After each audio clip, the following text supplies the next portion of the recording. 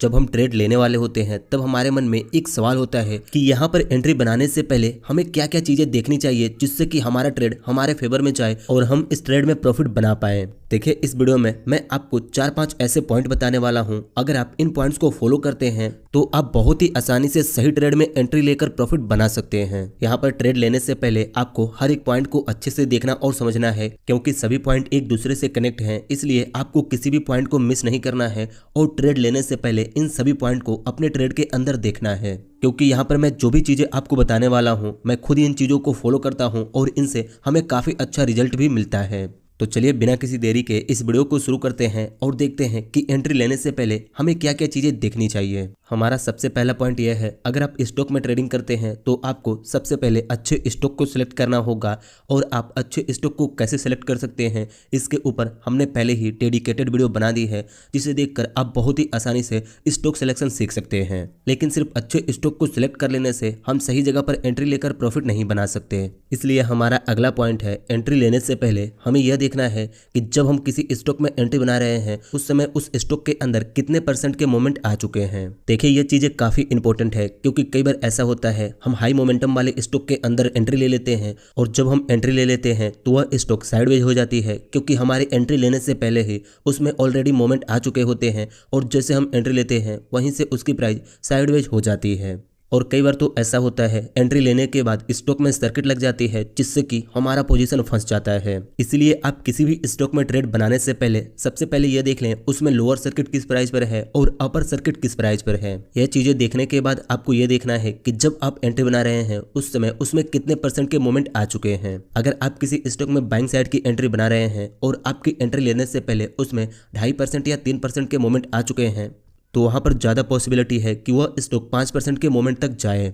ऐसे ही अगर एंट्री लेने से पहले स्टॉक में 7% या 8% के मोमेंट आ चुके हैं तो वहां पर ज़्यादा चांस है कि वह स्टॉक कुछ ही मिनटों में 10% तक जाए। वैसे ही अगर किसी स्टॉक की प्राइस डाउन साइड में 3% की मूवमेंट दे चुकी है तो ज़्यादा चांस है कि वह 5% तक जाएगी। और वैसे ही अगर वह 7 या 8% की मूवमेंट दे चुकी है तो ज़्यादा चांस है वह 10% तक तो जाएगी ही। देखिए, यह सिंपल सा फॉर्मूला है, क्योंकि जो स्टॉक 8% जा सकता है वह 10% तक तो जाएगा ही। और अगर आप चाहें तो खुद भी इस चीज़ को देख सकते हैं। इसीलिए मैं जब भी एंट्री बनाता हूं तो पहले उसके मोमेंट को देख लेता हूं कि उसमें एंट्री बनाने से पहले कितने परसेंट के मोमेंट आ चुके हैं।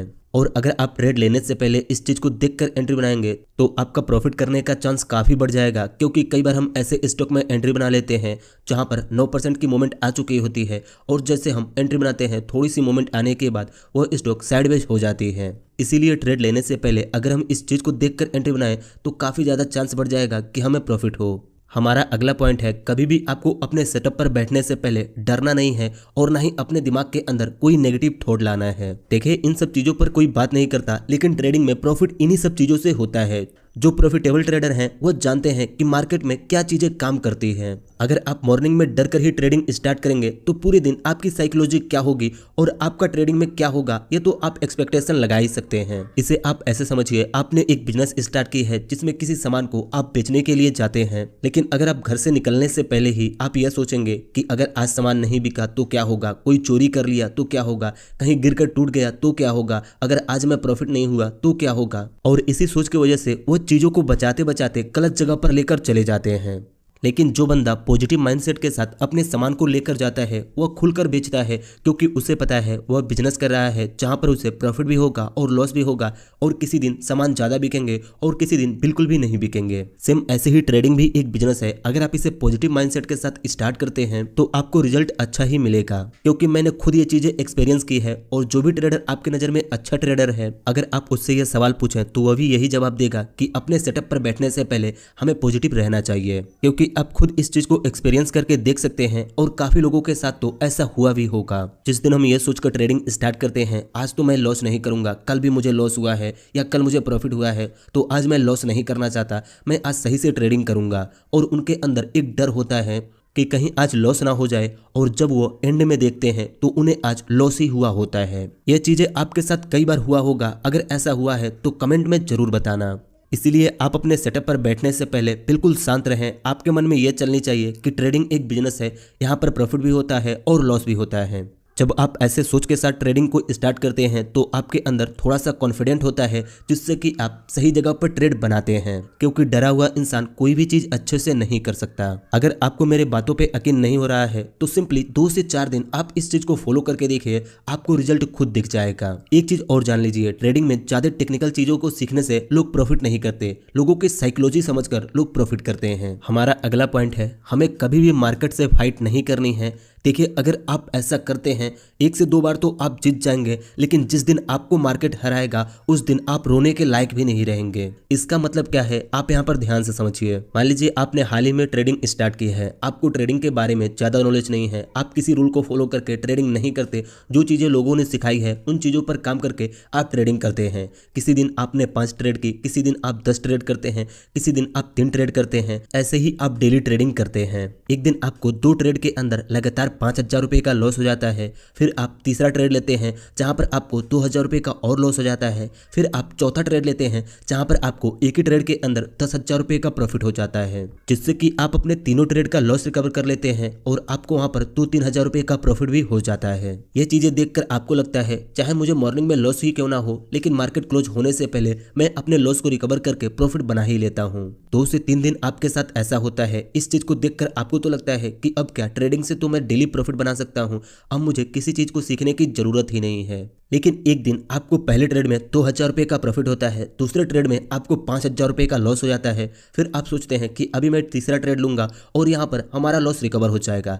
तीसरे ट्रेड के अंदर भी आपको 5,000 रुपए का लॉस हो जाता है और यही सोचकर आप चौथा ट्रेड लेते हैं, वहां पर भी आपको 5,000 रुपए का लॉस हो जाता है। 3 से 4 ट्रेड के अंदर आपको 12 से 15,000 रुपए का लॉस हो चुका होता है, लेकिन फिर भी आप रुकते नहीं हैं, क्योंकि आपको मार्केट से फाइट करने की आदत लग चुकी है। आपको लगता है कि लास्ट में आप प्रॉफिट में ही एग्जिट करेंगे, लेकिन आज आपको मार्केट जीतने नहीं देता है और जब लास्ट में आप अपने पैनल को देखते हैं तो जितना कि आपने 1 महीने के अंदर प्रॉफिट नहीं किया था, उससे ज्यादा एक ही दिन के अंदर आपका लॉस हो चुका होता है। और इसी को बोलते हैं मार्केट से फाइट करना।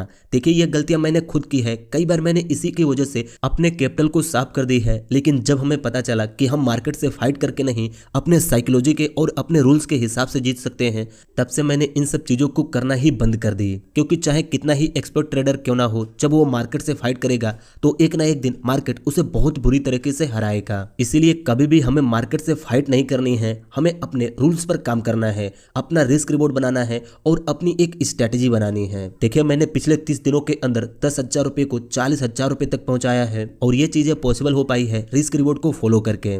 अगर आप कमेंट करेंगे तो मैं आपको अपना वेरीफाइड पैनल दिखा दूंगा कि कैसे हमने 30 दिनों के अंदर 10,000 रुपए से 40,000 रुपए तक का कैपिटल किया है। वैसे डेली तो हम ट्रेड की वीडियो देख ही लेते हैं कि किस दिन हमने कितना प्रॉफिट किया और कितना लॉस किया। मेरे कहने का मतलब यह है, अभी भी आपके पास टाइम है, आप मार्केट से फाइट करने के बजाय अपने रूल्स बनाएं और रिस्क रिवॉर्ड को फॉलो करें। हमारा अगला पॉइंट काफी इंपॉर्टेंट है, क्योंकि बड़े बड़े कोर्सों के अंदर इस पर बात नहीं होती और जो लोग इन सब चीज़ों पर बात करते हैं मैं उनकी बहुत रिस्पेक्ट करता हूं, क्योंकि मुझे लगता है कि ट्रेडिंग में हम इन्हीं सब चीज़ों की वजह से पैसे बना पाते हैं। देखिए, एक बंदा है जो 50,000 रुपए के कैपिटल से ट्रेडिंग करता है, वो दिन का 2 से 3 हजार रुपए का लॉस लेता है और 4 से 5 हजार रुपए का प्रॉफिट करता है। धीरे धीरे 10 से 15 दिनों के अंदर उसे 4-5 हजार रुपए का डेली लॉस होने लगता है और 10-15 दिन के बाद उसका कैपिटल 20,000 रुपए पर आ जाता है। फिर वो ये सोचने लगता है, अगर मैं 20,000 रुपए से ट्रेडिंग करता हूँ तो ज्यादा से ज्यादा एक दिन में 2 से 3 हजार रुपए का प्रॉफिट होगा, तो क्यों ना मैं इस बार 1 लाख रुपए का फंड ऐड करूं, जिससे कि मैं ज्यादा क्वांटिटी लेकर बहुत ही जल्दी अपने पहले लॉस को रिकवर कर लूं। और वो यह सोचकर 1 लाख रुपए अपने डीमैट अकाउंट के अंदर ऐड करता है, जहां पर पहले वो 200 क्वांटिटी से एंट्री लेता था, अब वो सीधे 500 और 1000 क्वांटिटी से एंट्री लेता है, क्योंकि उसे लगता है जो पैसे उसने 15 दिनों में लॉस किया है इस कैपिटल से वो 2 से 3 दिन के अंदर रिकवर कर सकता है। लेकिन यहाँ पर होता है इसका बिल्कुल उल्टा। जब वो फिर से 10 से 15 दिन बाद अपने कैपिटल को देखता है तो इस बार उसका कैपिटल 50% गायब हो चुका होता है। और आप में से काफी सारे लोग, बहुत से ट्रेडर को ये गलतियां करते हुए भी देखा होगा, क्योंकि ट्रेडिंग जज्बाती गेम नहीं है, ये प्लानिंग बिजनेस है। जब तक आप यहाँ पर प्लानिंग नहीं करेंगे तब तक 1 रुपए भी नहीं कमा सकते। देखिए, ये जो चीजें मैं आपको बता रहा हूँ, मुझे पता है काफी सारे लोगों को अच्छा नहीं लग रहा होगा और काफी सारे लोगों ने तो पहले ही इस वीडियो को खत्म कर दिया होगा, लेकिन यही सब बातें लोग घुमा फिरा कर अपने हजारों के कोर्सेज में बेचते हैं। यहाँ पर बात यह आती है, अगर आपने भी जाने अनजाने में यह गलतियां कर दी हैं और आपके मन में भी यही चल रहा है कि अब मैं कहीं से बड़ा कैपिटल इकट्ठा करके अपने सारे लॉस को रिकवर कर लूंगा, तो आप बिल्कुल गलत सोच रहे हैं। आपको करना क्या है इसे समझिए।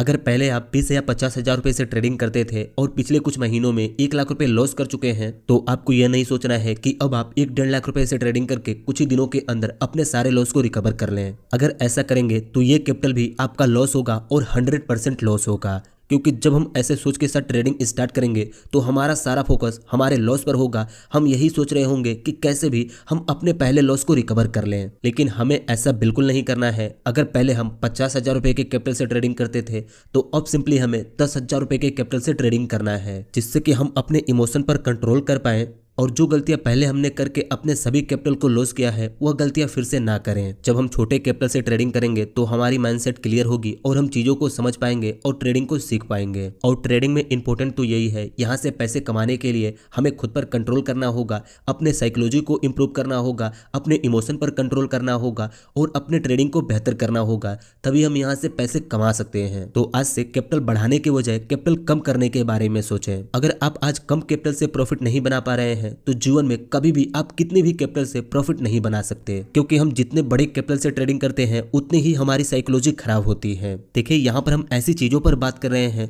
जो कि एक प्रॉफिटेबल ट्रेडर यूज करता है, लेकिन काफी सारे लोगों को इन बातों से कोई भी फर्क नहीं पड़ने वाला, क्योंकि उन्हें तो एक ऐसी स्ट्रेटेजी चाहिए जिससे कि वो मॉर्निंग में ट्रेड लें और दोपहर में उन्हें प्रॉफिट हो जाए। देखिए, अगर आपने यह सोचकर इस वीडियो पर क्लिक किया था कि हम इस वीडियो में लेवल्स को समझेंगे कि किस लेवल पर हमें किस साइड के लिए ट्रेड लेना है और कैसे लेवल्स को निकालना है, मैं आपको बता दूं यह एक बिल्कुल अलग टॉपिक है और मैं इस पर वीडियो बनाना चाहता हूं, लेकिन अभी सेबी की एक नई सर्कुलर आई है जिसके अकॉर्डिंग हम लाइव मार्केट में चार्ट को एनालिसिस करके नहीं दिखा सकते।